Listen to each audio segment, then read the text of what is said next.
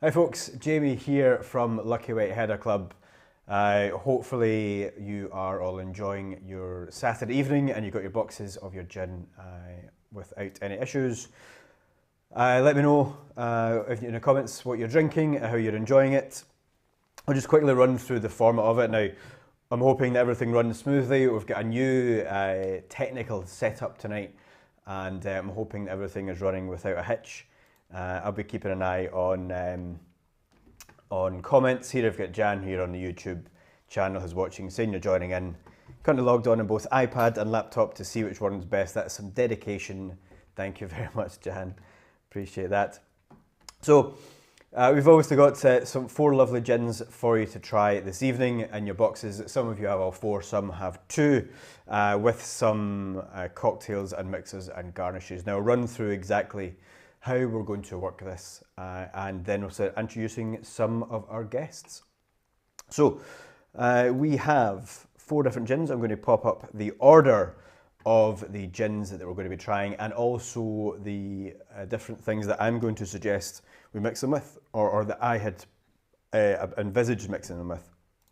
So we've got first of all our Edinburgh Gin 1670. We're going to pair that with a cocktail with apple, mango, mint and cucumber tonic. Next up we've got Shoogle Gin, or pairing that with Fever Tree Ginger Ale. Next up we've got Farmhouse Gin with Cushy Doos tonic. And lastly Roehill Springs number 5 with a cocktail containing peach, orange, acacia honey and grapefruit tonic. I can see some nods here on the Skype call, so hopefully you can all hear exactly what I'm saying. And I'm not just speaking into a void, which I'm slightly worried about. But for those who have joined you, I know a couple of you have joined us, Sharon and Jan, thank you for coming back and joining us for another tasting event. It's really nice to see some familiar faces. And I know we've got some new folks, some new subscribers. This is actually our first live tasting of the year.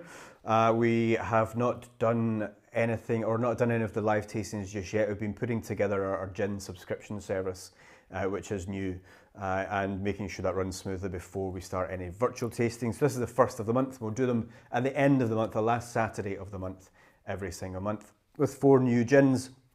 Of course, our 4 beautiful gins that we've got for you to try today. We are going to try each of them neat. We will talk through the different gins, just briefly about where they're from. And then we'll introduce the people behind the brand, so you get the chance to hear from them and see the faces behind these lovely, lovely drinks. We'll then mix it with some different garnishes and different mixes that I put up on the screen there. And hopefully just enjoy yourself and taste some nice things. Now, of course, as I mentioned, we try to make things as interactive as possible. So I've got some people here on the Skype call and we've got some folks watching the YouTube stream. So please, as I said, feel free to chime in, either commenting or sticking your mic on and give us a little bit of chat. We will also, at the end of this, I'll put all of the videos online for you to watch at your own leisure. If you want to, if you purchase one of these bottles for after, you can watch one of the videos again and kind of relive the experience. But we are going to go straight in with our first gin, and we'll talk a little bit more about the whole process as we go through it. But our very first gin is our Edinburgh Gin 1670. So one of my, Dave, sorry for saying 19 there, I can see you laughing at me. One of my new improvements is a bottle cam. So here is bottle cam, and this is Edinburgh Gin 1670. And this is one of the kind of limited edition Edinburgh Gins. Of course, Edinburgh Gin, will be familiar with many of you watching, making some beautiful gins. This is a really interesting version. I'm going to talk to Dave, the head distiller at Edinburgh Gin, and I'm going to bring him up for a little chat. Dave. Hello, Jamie. Hi, mate. How are you doing? Pretty good, pretty good. Good, I'm distilling man. as we speak. Yes, I know you're actually joining us from the distillery, which is a first for one of my virtual tastings. I've not had anyone actually been in the middle of distilling while you're talking to me. Oh, well, I'm actually slightly surprised by that, but yep, I'm in the West End Distillery in the basement of the Rutland Hotel, and there's Flora. I was still right behind you, and she is the still that we make this particular gin on as well. Beautiful. You couldn't have put it any better. So, what we've got obviously the 1670. So, if you could just tell us a little bit about. In fact, before we go into that, let's actually try some. So, I'm assuming you've got some with you there, Dave. Have indeed. Good man. Got Excellent. myself a nice little glass here. I've got proper nosing glass. Want to really get all of the different aromas coming off Yep. because So if it is everyone, quite a complex gin. This one. yeah, you're absolutely. So let's just make sure everyone is who's watching has got their Edinburgh gin. If you've got that in your box, pour it into a glass. Give this a nose and tell us what you're thinking on the comments. While everyone's doing that, Dave, tell us a little bit about the gin itself. Where does the inspiration come from, and tell us a little bit about the collaboration that you've got Okay, going. so well, I mean, first of all, the name 1670 was the year that the original Physic Garden was set up in Edinburgh in Hollywood Park, and that was set up by local doctors growing plants for medicinal purposes.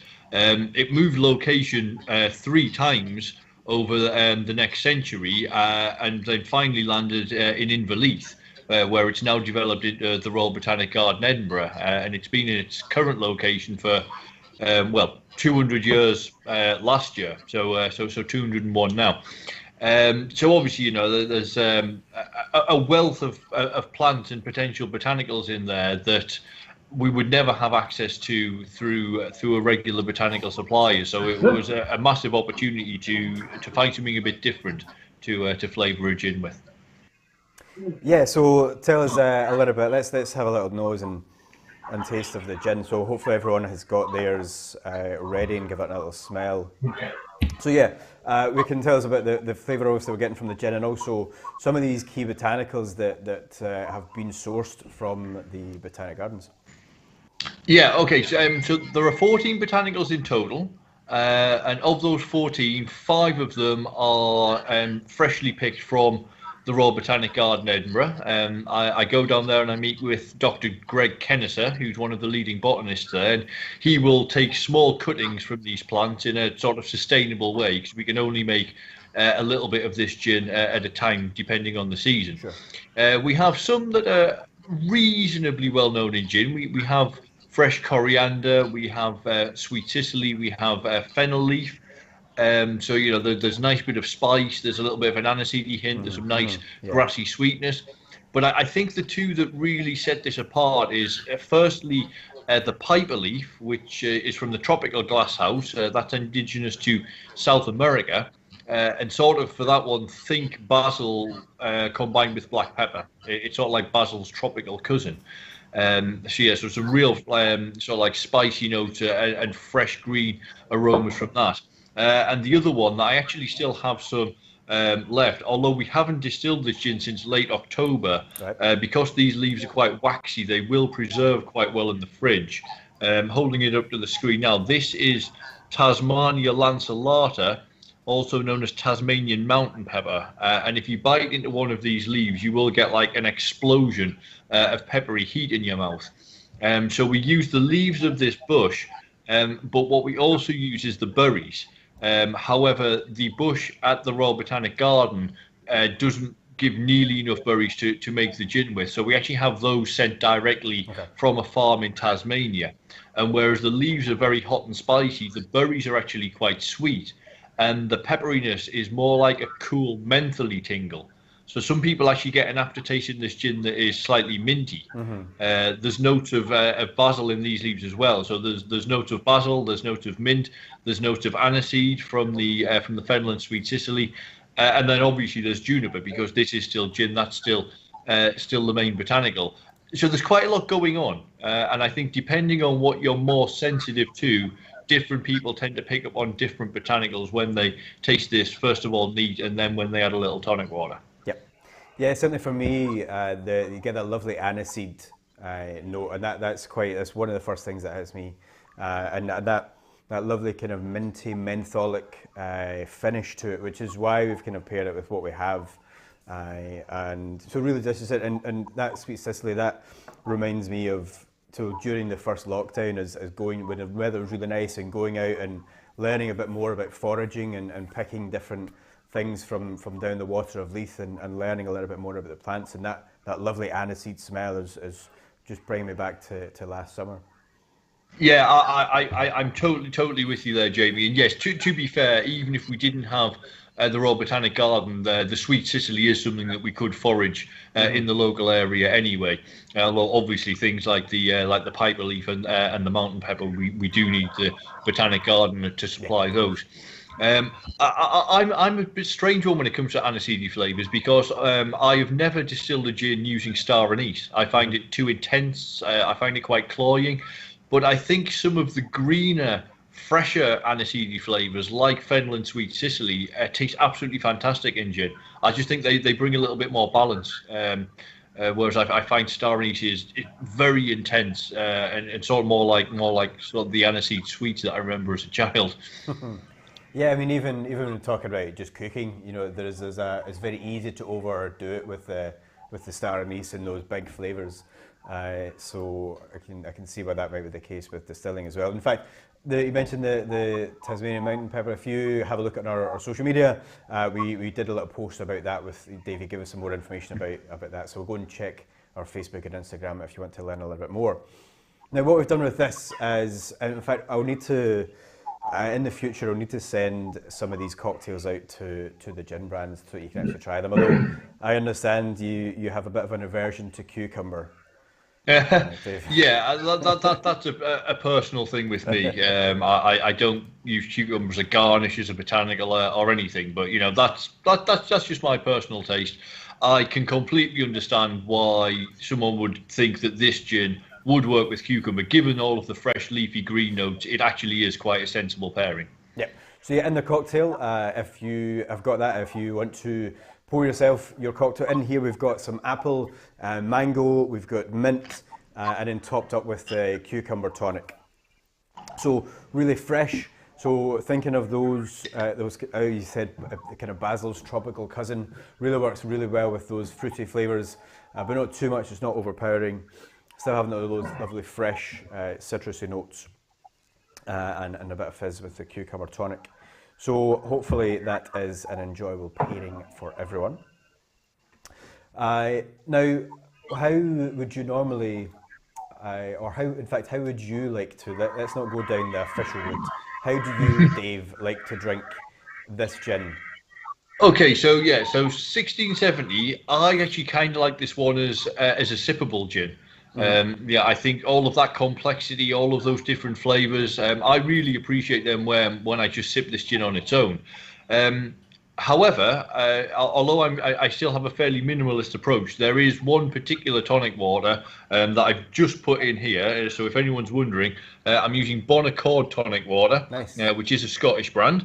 The reason I like Bon Accord is because it's a gin that it's not too heavy on the quinine, and it doesn't. It's not in any way flavoured. It's for me, it's sort of midway between a classic and a light tonic. Not overly sweet, but also not overly bitter. Sort of a tonic that really lets the gin do the talking. And with a complex gin like this, I think this tonic really does it justice. And if I want to jazz up some of those green notes, what I'll do is just get a single leaf of fresh basil, quick slap in the palm of the hand to bring all of the flavour to the surface, and then just pop that in as the tonic and ice goes over. And yeah, I think that just really accentuates some of the notes that are already there. Perfect. In fact, in your garnish pack that everyone has in the boxes, there'll be some fresh basil in there.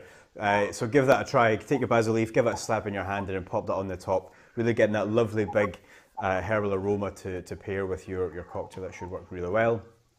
And Bon Accord, big fans. We've used there are a couple of their mixes, in fact, in the boxes and the tastings we've done in the past. Their salted grapefruit soda we went down very well last year, and they're good folks over at Bon Accord. So tell us what have you got coming up? Obviously, it's a bit of a difficult question. You know, what have you got going on in the next year or for 2021? because no one really knows. Yeah, But you yeah, know what? it is a tricky one. I mean, right now we're just happy that we're still able to keep production running throughout the lockdown. I mean, Edinburgh Gin, we have recently opened a shop in the centre of Edinburgh.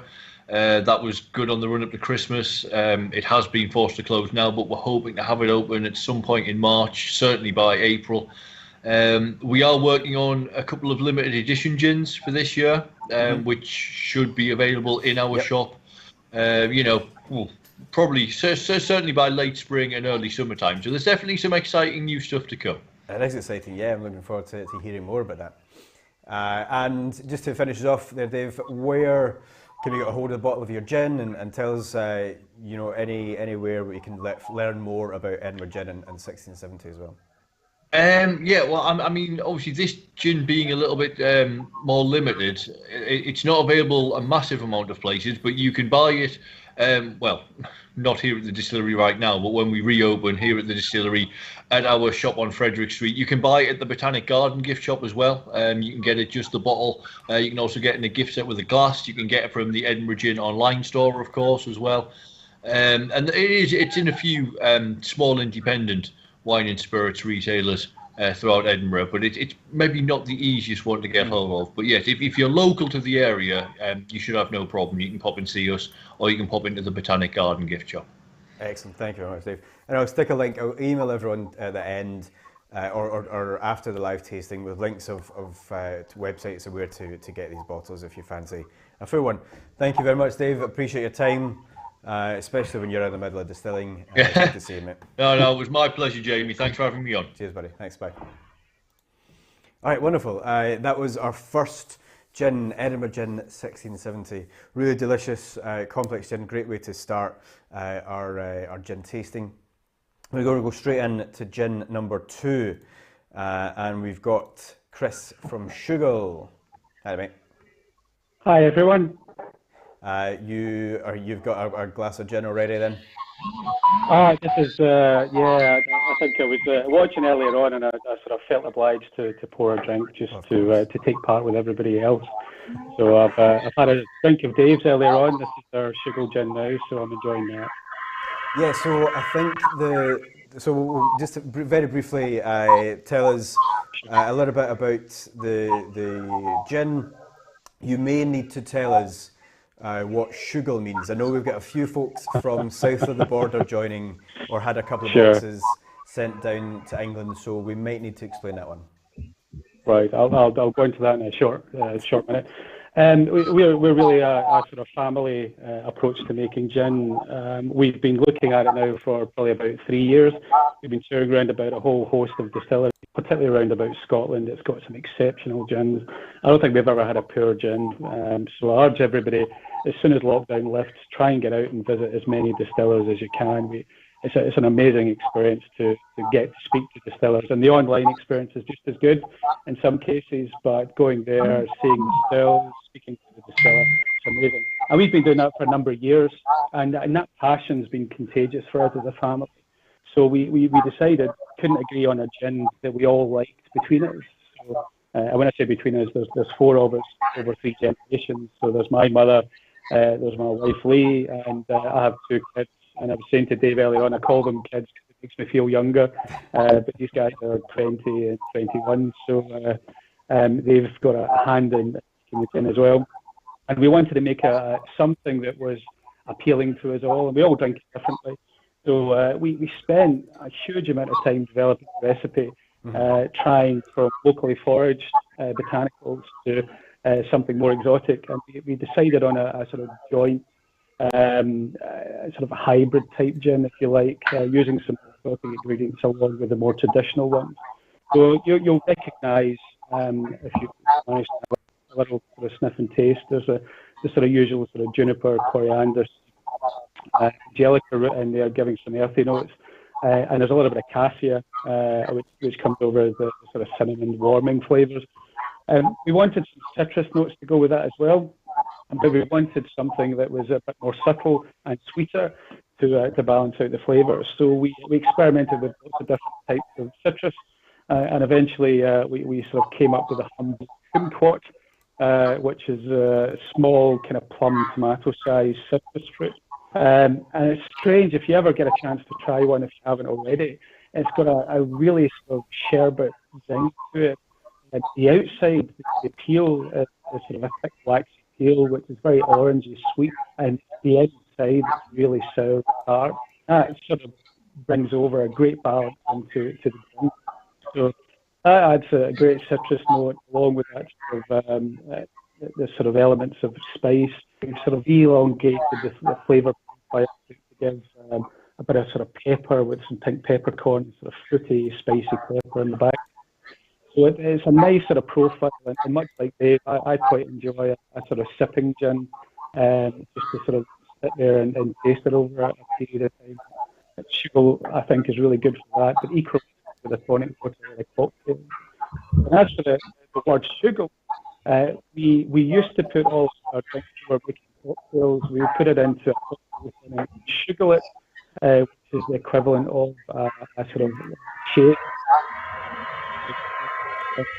The Scotsman newspaper have a wonderful definition of it, which is a uniquely Scottish wobble. One too many Shoogles and a tendency to do a bit of a wobbling themselves. We wanted something a bit playful in character as well as name, and I think Shoogle probably gets us there. Yeah, I'm a big fan of the name. I like it a lot. I can, on my headphones anyway, the audio is slightly off with that. Hopefully everyone can still hear what we've been discussing. And what we'll do is, of course, we'll have the recording of this available for you. So hopefully the audio will be fine on that and we can all hear it fine. Brilliant. Thank you, Chris. And what we're doing with this one is we're pairing it with some ginger ale.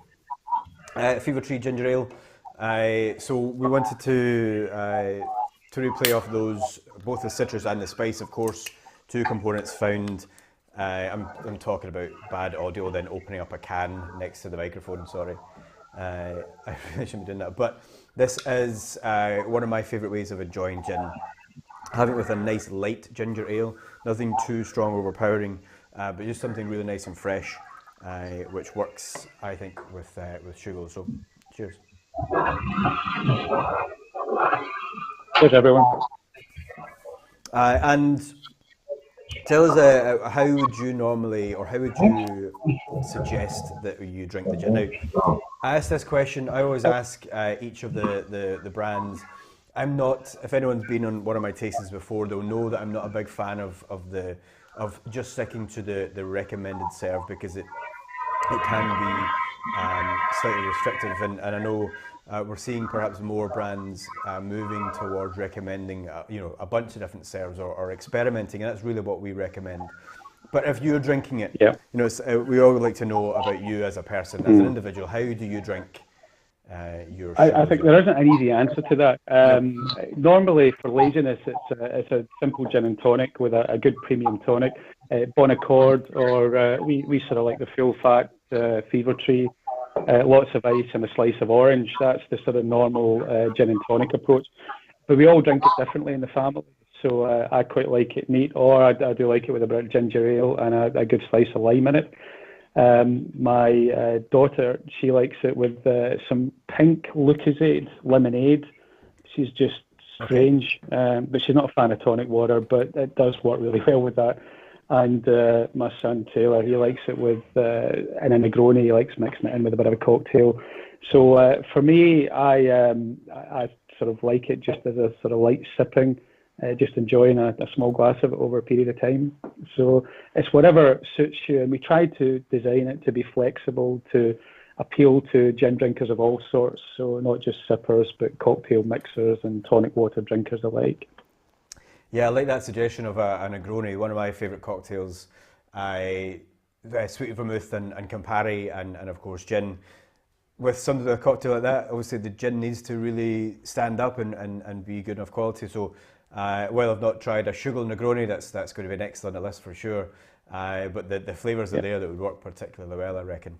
I realise I've not given everyone a little bottle cam.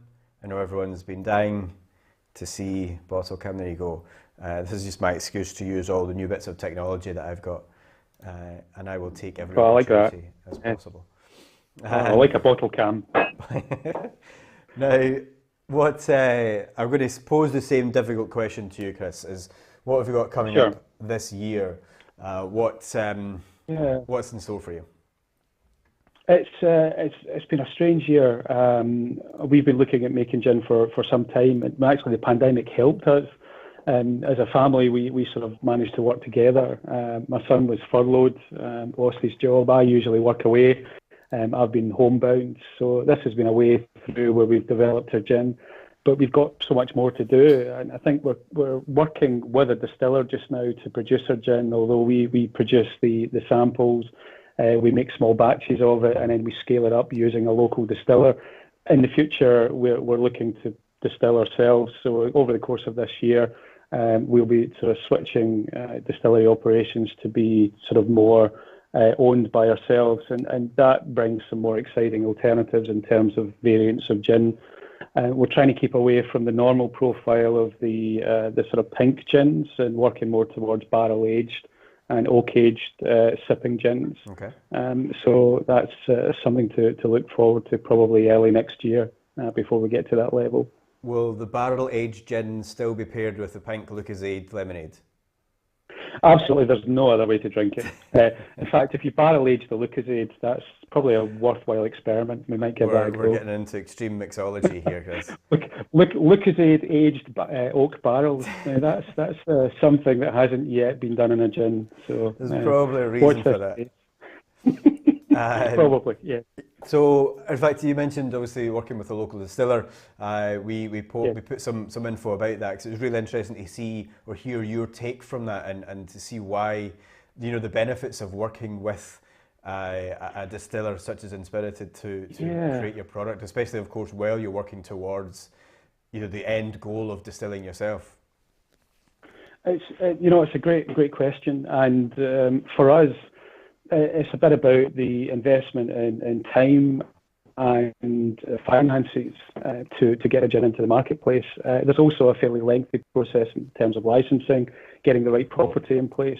So by working with a distiller and one like Inspirited, really supportive with us, helped us talk through that process with them, helped us establish the sort of recipe scaling up of that, how that works. Licensing of the premises, all the things that we needed to do. And that's been a great experience for us, and it's allowed us to come to market far quicker than if we were doing something from scratch, building a distillery and going through all that licensing.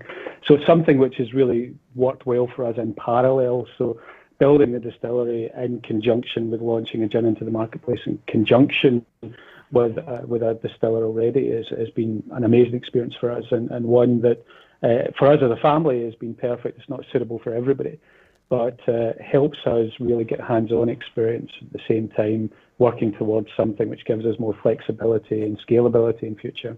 And it's just down the road? Practically walking distance, yes. Which is good for sampling the gin when it's come up still. Brilliant. And just to wrap us up, where can we get a hold of a bottle of Shoogle Gin? I can see a wee discount code on the screen behind you there. So yes, I just thought I'd put it up there if that's a benefit to anybody. Just thought check out on the shooglespirits.com website, order direct from there. We're in a few local distributors next to us, some farm shops and various sort of small outlets, craft outlets and so on in our area. But the probably easiest place to get it is on the shooglespirits.com website. And so if you stick that code in at the end, it'll give you a bit of a discount. Perfect. Yeah, and I will, I'll email everyone links of where to get that. Brilliant. Thank you very much for your time tonight, Chris. All right, thanks. Cheers, everyone. We've had Jan commenting saying that Shoogle and ginger is very drinkable. Not certain about the pink lemonade. I don't knock it until you try it. Right. Yeah, I'm not a fan. I must admit, I'm not a fan. But to each their own. Fair enough. Thanks, mate. Take care. All right. So we're two down, two more to go. The next one we are going to try is our Farmhouse Gin. So again, if you want to go and grab a bottle of Farmhouse, we're going to pair that with a Cushy Do's tonic. Unfortunately, Lewis couldn't join us on the live call this evening, but I caught up with him earlier on today to chat through the gin, and he's going to give us a bit more information. This is Edinburgh based, so Lewis is based here in Edinburgh. This is distilled by Dissolutions near Roehill, who again contract distill for a few people and make some wonderful gin in collaboration with Lewis and family. Lewis is going to tell us a little bit about the story behind Farmhouse and some of the things to expect. Hi Lewis, thank you very much for joining us this evening, my friend. We're just going to get cracking and start for you. I'm sure our guests are really interested in finding a little bit more about Farmhouse. So tell us a little bit about the gin and about the brand. So hi everyone. The brand was only launched last June, July time, mid-lockdown. So it's been a really unusual entry to the market, I suppose. But yeah, it's been a long time coming. The brand and idea has been around since 2013, but due to different circumstances and moving abroad, it didn't come to fruition until sort of late 2019, early 2020 is when we really started pulling everything together. So yeah, it's been quite the journey. We've timed it really well. But yeah, Farmhouse Gin the name comes from our family farm in the Borders, where I grew up. So it was always going to be called Farmhouse Gin for us.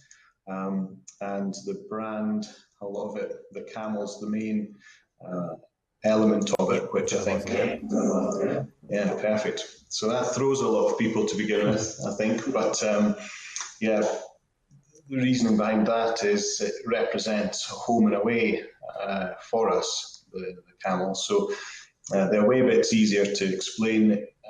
We lived in Dubai for a few years, and that's really where a lot of the flavour profiles are going to come from. One, for this London Dry itself, and then for future expressions, it's going to be a mix between flavours from the Middle East and then hopefully a lot of fruits and botanicals that we can get from the farm here. So amazing. We've started harvesting all that already in a big chest freezer. So yeah, the camel represents Dubai, and then very much represents the farm here in the Borders as well. So my grandparents bought the farm probably about 35 years ago now.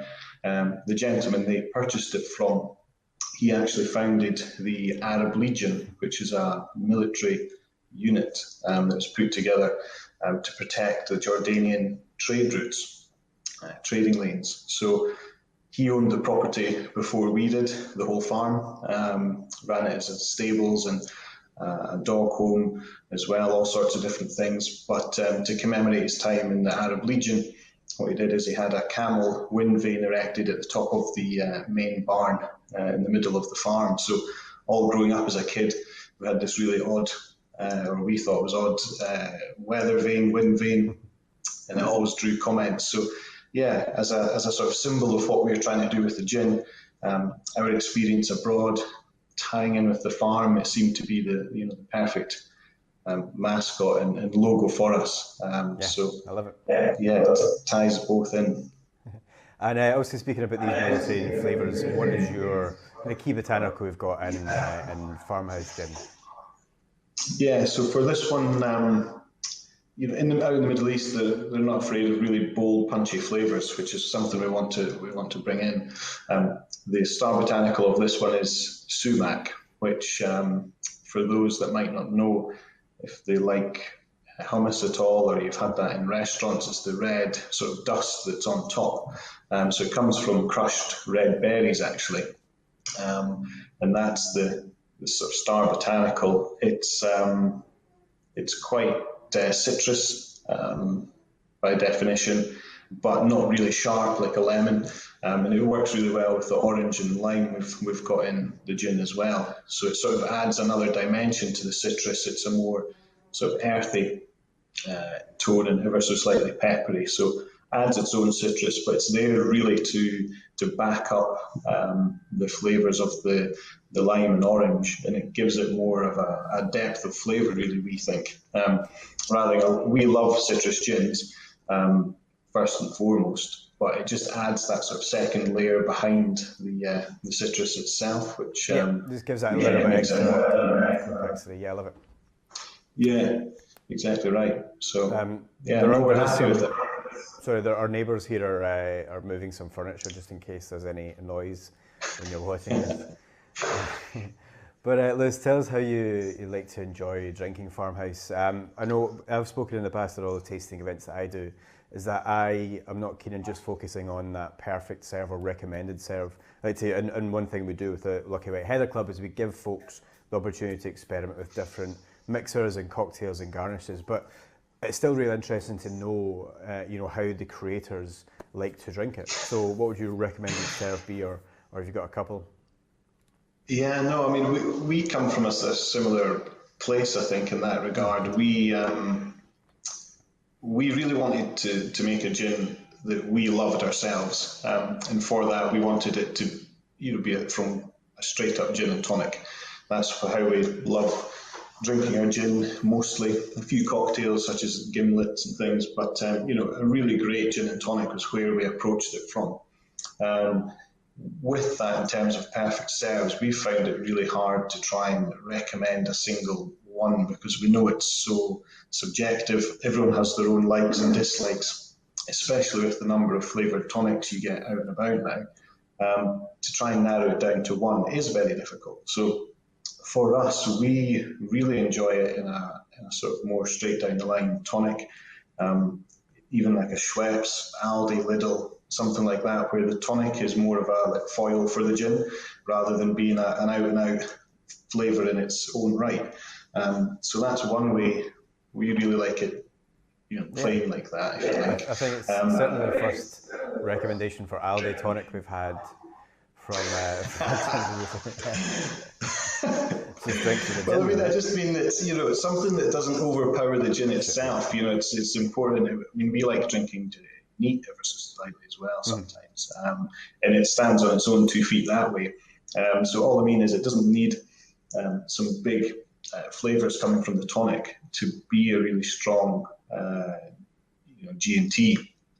So I think that's why we were keen to have a sort of complexity element to the gin itself as well. With the botanicals that we have used, is that it has that sort of more finished drink overall. Yeah, but for the ones that if you're looking to try something else with it, we find that garnish-wise, orange or grapefruit works really well with it, and also pink grapefruit tonic, Fentimans is really nice. So if people are wanting to play around with it and have got the chance to get some more and try different things, certainly we found that really is great.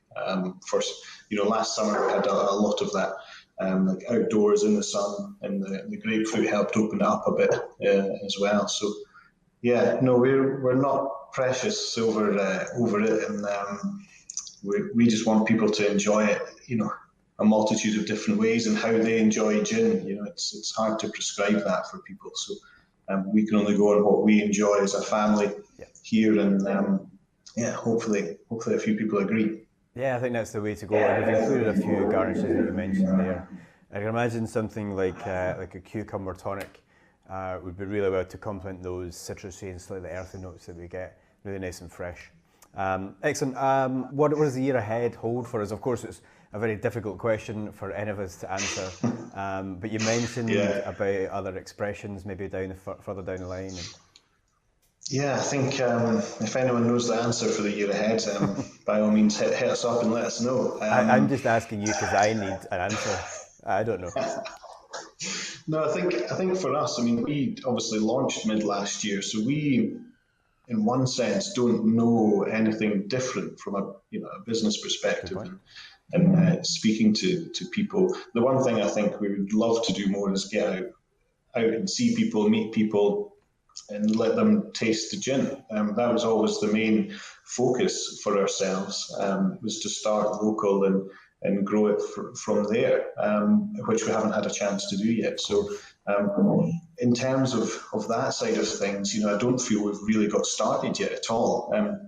Things like this evening are massive help, and I would envisage probably a lot more of things like this cropping up as people, take these on a lot more in the coming years. But for us, I think, just getting out and about, it'd be really nice to see people face to face and talk people through the gin and get people's feedback on it some more.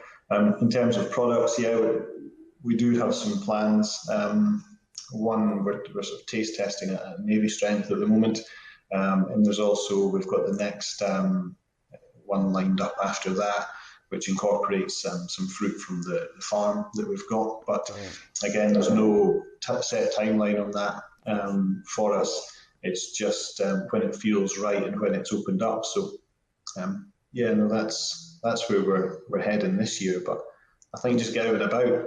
That's our main target for 2021. That'd be lovely if we can do that, and I'll be sitting at Christmas looking back at having done some live events and tastings and had a few of those. I think that would be classed as a big success for us. I think we're just keen to get out there really. I mean, when any new brands start, the one big thing they'll do is obviously go to events, and they'll get the chance to speak to people and give them the chance to try that gin, the most important thing.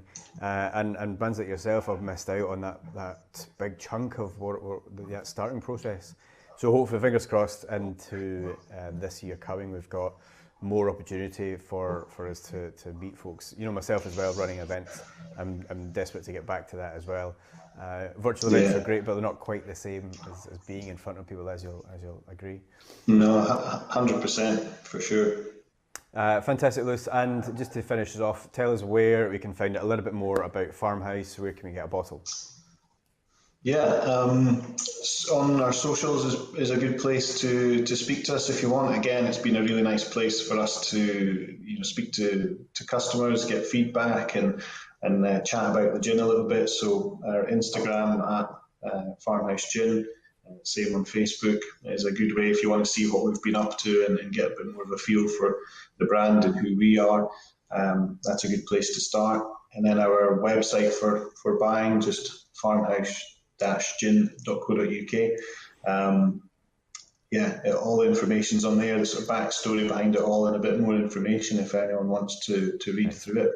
I'll pop some links in the chat box and on the screen as well, so everyone's got that info.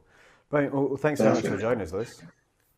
No problem at all. I've put a discount code up on the online store as well for anyone that wants to pick up a bottle if they enjoy it this evening and want some more. So just the word lucky, all caps, and 15% off any order. So hopefully, if you like it, it's there. Yeah, great. Thank you very much, Lewis. And everyone go and check out. And if you want to grab a bottle of Farmhouse, go and use that voucher code LUCKY to get 50% off. Thanks, Lewis. I'll let you go, and I'll speak to you later, my friend. Thanks very much.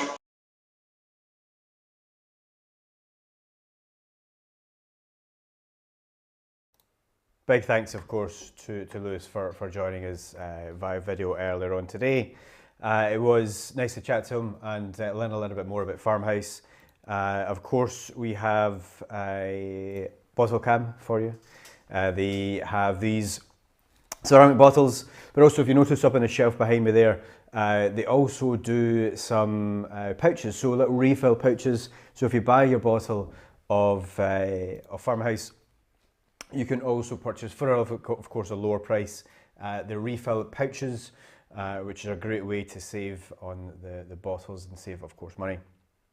Now, our fourth and final gin is Roehill Springs number 5. So again, if you want to grab your bottle of that, pour yourself a little glass of Roehill Springs number 5 gin and give it a little smell and taste and tell us what you're thinking. We're going to pair this with a cocktail. We've also got, hopefully, Duncan and Shirley on Skype. However, I can't see their video just now. I'm just going to message them, and hopefully we can get a little chat with them.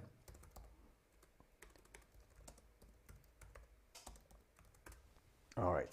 So while I'm waiting for that, we did get some lovely messages from everyone joining us on the live stream, just letting us know what you're drinking, which is always wonderful to hear. Please feel free to let us know how you are enjoying your drinks so far. Just as well, while we're waiting for this final gin, just to let you know as well, we are going to be, as I mentioned at the start, making all these videos available to you to watch at a later date. So the way that Lucky White Heather Gin Club is going to work is that every month we've got 4 different gins that will feature, and of course with your subscription you'll get either 2 or 4 gins each month sent to your door. Now, as well as that, if you missed a month perhaps, or if you've got friends who wanted to try these gins, or even if you've got a 2 gin box subscription and want to try the other 2, you will be able to purchase boxes from previous live events. So as well as getting the gins and their mixers, you'll also get exclusive access to our video library. This will have videos covering each of the gins that we feature for the month. We'll also put some exclusive videos on cocktails and how to make them at home. Some little bits of videos on botanicals and various different things that we find interesting. So we will be sending you a link to that virtual library, or online video library, sorry, so that you can watch at your own leisure, or indeed if you've got friends or family who want to join in this kind of thing, especially with, of course, Mother's Day coming up just a couple of weekends away. It's a really good opportunity to gift a box to someone that you can host maybe your own gin tasting at home with friends. We've got Shirley and Duncan are typing, not quite there yet, but we are going to pair. I'll just tell you a little bit about the cocktail that we're pairing the Roehill Springs number 5 with. And this is a cocktail containing a few things. So we've got a peach and orange tea. We've paired it with some clementine juice. We have got, I topped it up, sorry, with a pink grapefruit and peach tea. It's really nice and fresh, really nice and tasty drink. It is not, it's not too overpowering. It really works with those kind of fresh and floral flavours that we get from Roehill.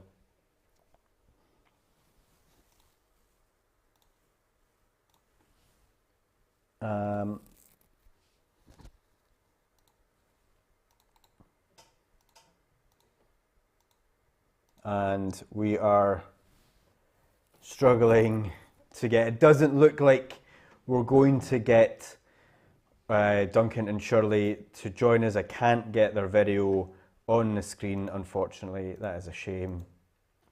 If you are out there in the ether, Duncan and Shirley, if you can hear me, then if you can manage to get a video on, then you can obviously join us for the remainder of the session.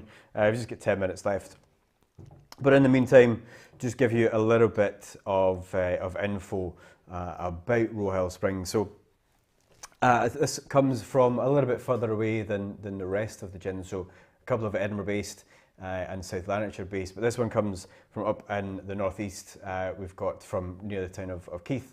So Roehill Springs Distillery, this is their number 5 gin, and this is the product of a variety of different attempts. So hello, we've got Duncan. Hang on a little second, and I'll bring him in. Duncan, can you hear me? Now, hey, I've got you there. Now, I may have accidentally muted you. Apologies for that. I was trying to unmute you and I clicked the wrong button. Can you unmute yourself from your end?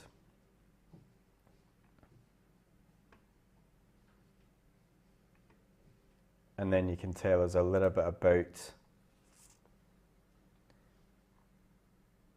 Oh, hang on. Duncan, are you there?